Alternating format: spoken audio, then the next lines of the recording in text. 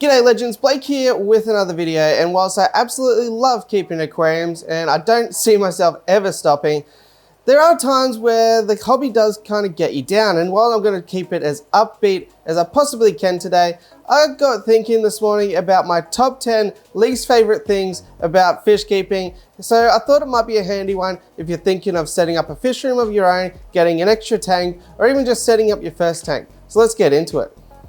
So the first one, of course, has to be that fish keeping is getting super expensive. You have the cost of water for filling up your tanks, you have the cost of electricity for putting lights on, you have to heat your aquariums. I heat it with the whole room with this oil heater, for example.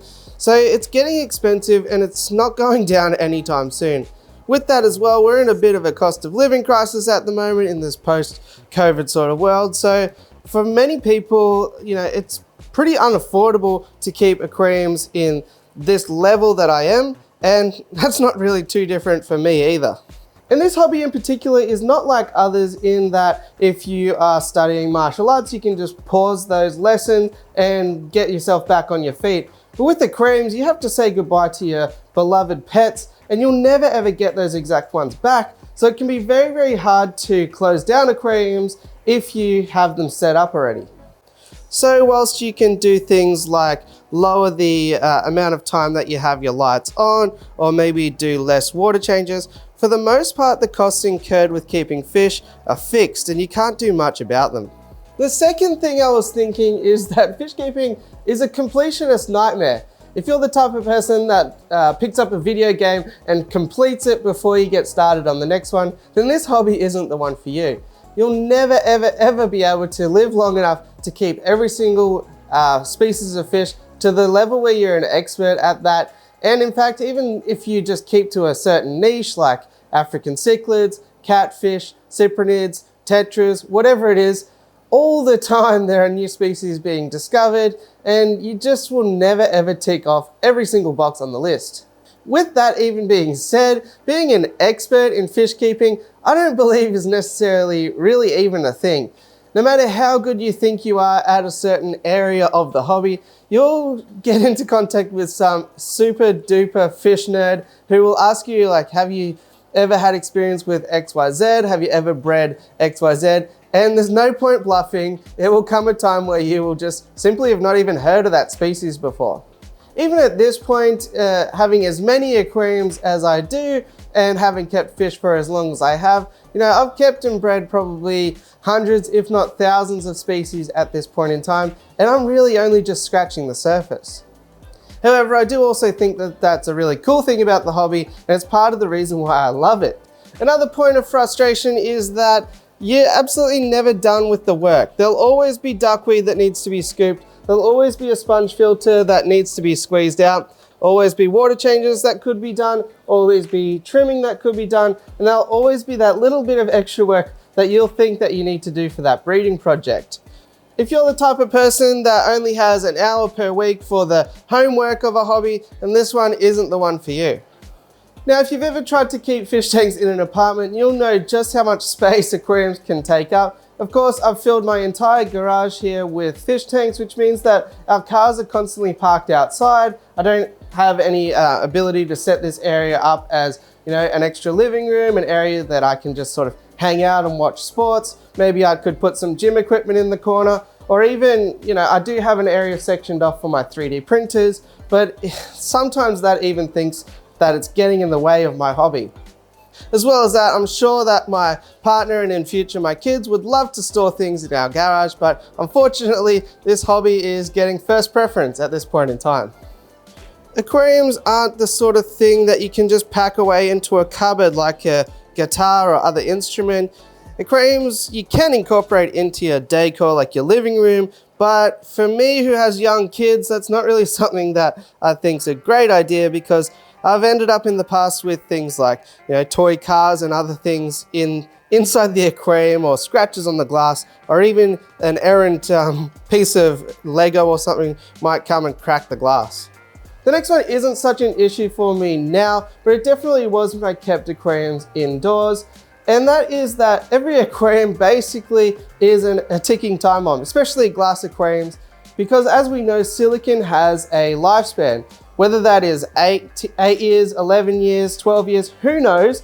The thing is that glass aquariums in particular are basically ticking time bombs of when that silicone is going to let go.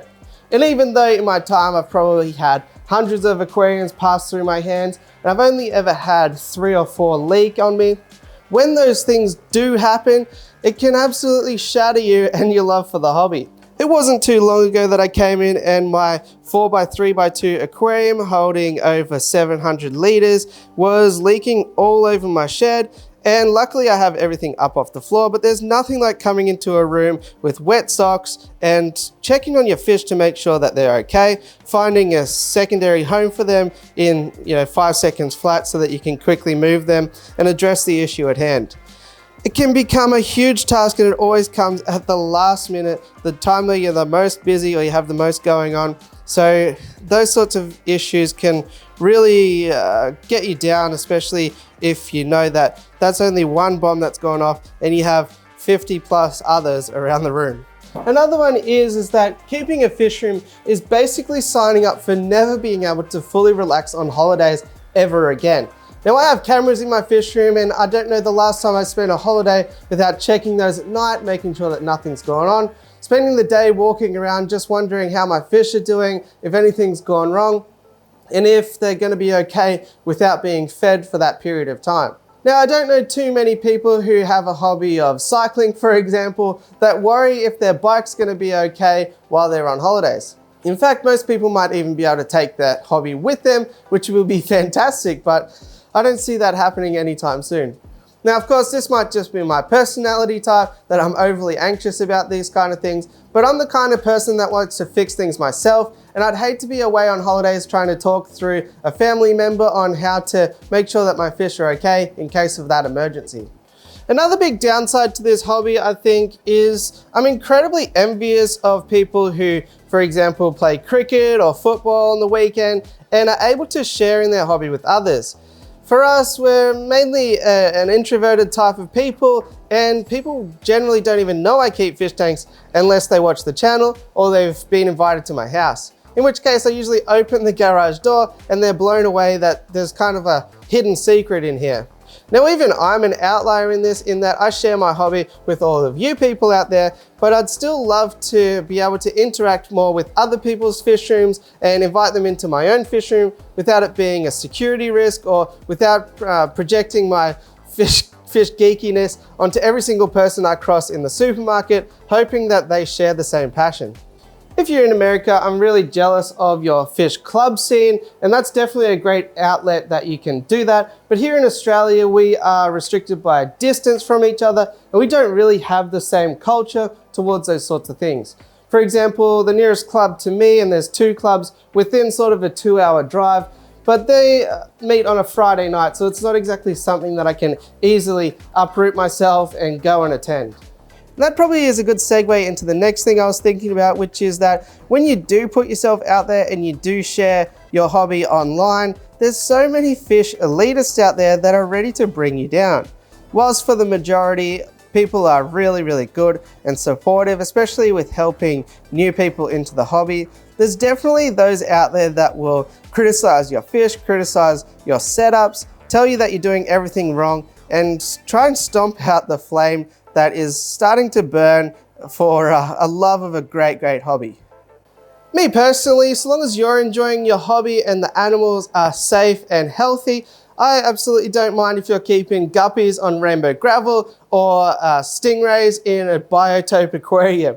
They're both there to serve the purpose of giving you enjoyment for the hobby you're putting your work, effort, and hard-earned money into. So that's all that matters as far as I'm concerned, but you do have to be careful and just block people if they're giving you grief online.